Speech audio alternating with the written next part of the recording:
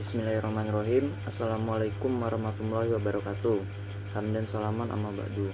Perkenalkan, nama saya Muhammad Nur Fauzi, NIM E2019-1028. Nah, jadi di sini saya akan menganalisa 3 video yang telah ditugaskan sebelumnya oleh dosen saya, yaitu Bapak Dr. Abdul Wadud Nafis, dosen dari mata kuliah Sejarah Peradaban Islam. Nah, yang pertama saya akan membahas mengenai tentang pengertian sejarah peradaban Islam itu sendiri.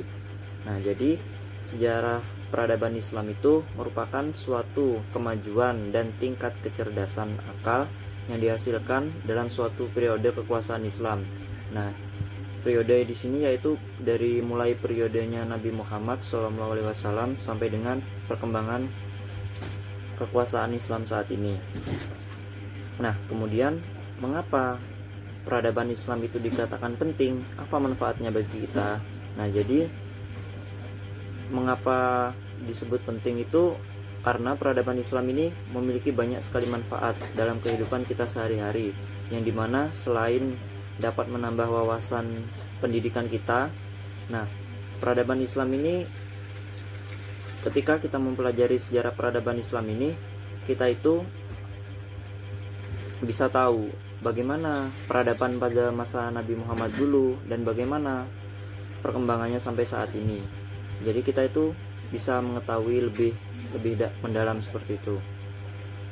Nah, jadi semoga dalam kita mempelajari sejarah peradaban Islam ini, kita itu bisa mengambil hikmah positifnya dan bisa mengamalkannya dalam kehidupan kita sehari-hari. Baiklah, kemudian kita lanjut dengan ilmu pengetahuan dan mengapa ilmu pengetahuan itu dikatakan sesuatu yang penting.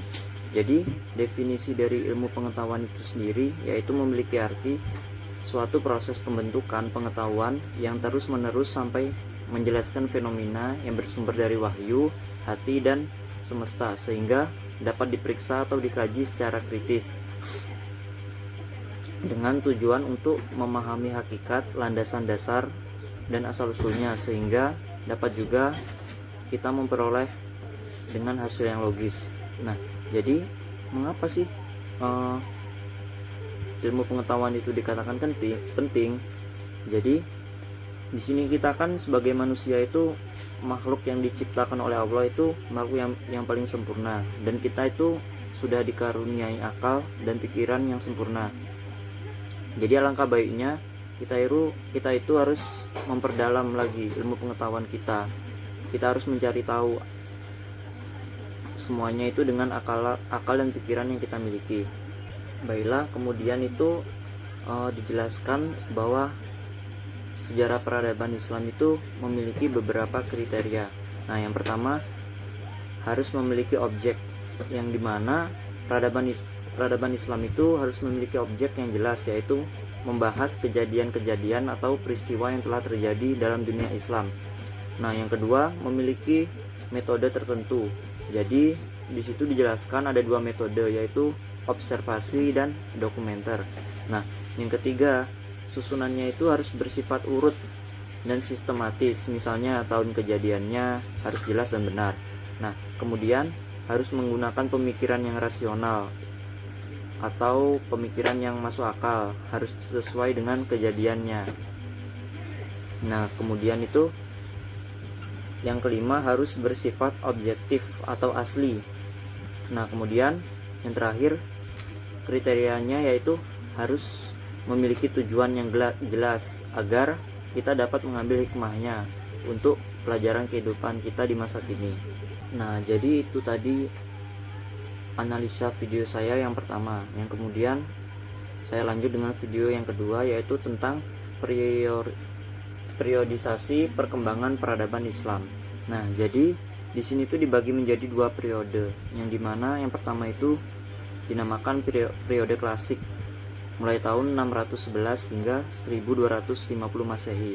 Nah, jadi periode klasik ini memiliki 4 tahapan. Yang pertama periode Nabi Muhammad SAW. Nah, yang kedua periodenya Khulafaur Rasyidin, ketiga Daulah Ammawiyah, dan yang keempat yaitu Daulah Abbasiyah. Nah, ciri-cirinya yaitu yang paling mendasar di sini yaitu penanaman akidah dan tata cara beribadah yang benar, seperti itu. Nah, kemudian yang kedua itu ada periode pertengahan.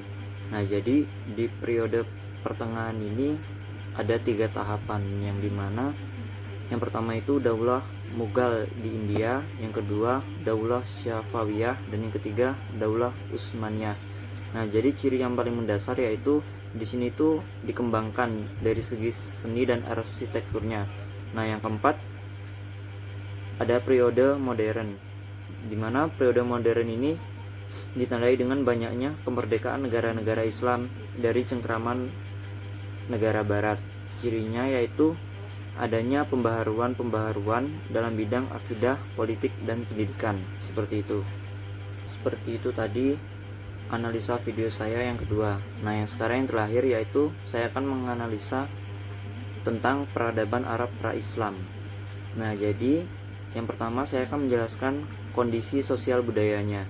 Nah, yang pertama itu di sana masyarakatnya itu bersifat musyrikin atau menyembah berhala atau patung-patung itu disembah.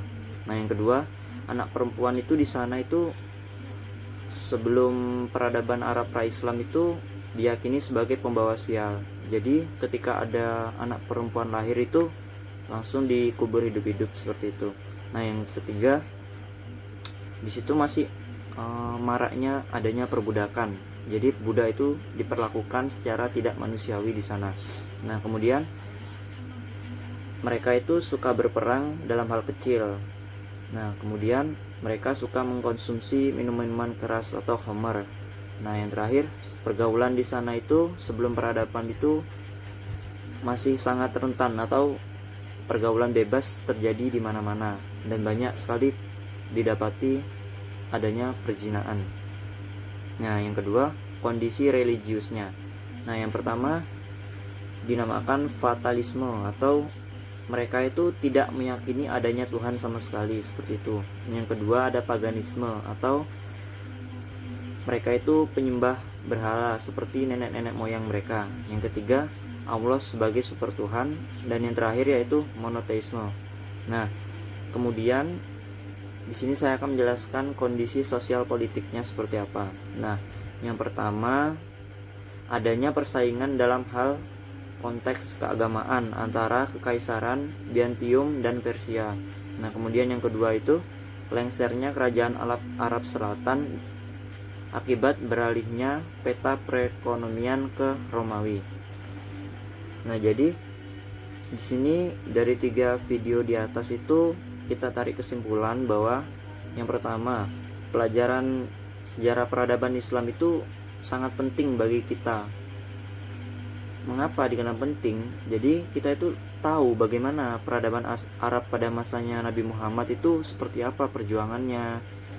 Nah, di sini kita harus mengambil hikmahnya, seperti itu. Yang kedua, kita kan tadi jelaskan tentang periodenya seperti apa dan siapa saja. Jadi kita itu lebih mengetahui secara rinci bagaimana urutan-urutan periode itu. Nah, yang terakhir, kondisi Arab pra-Islam itu, jadi kita tahu bagaimana sebelum Nabi Muhammad itu melakukan dakwah, bagaimana kegiatan masyarakat Arab dulu itu. Nah, kita lebih tahu bagaimana keadaannya dulu. Nah, mungkin cukup sekian saja dari saya. Jika ada kata-katanya saya yang salah, kurang lebihnya mohon dimaafkan. Kurang lebihnya wassalamualaikum warahmatullahi wabarakatuh.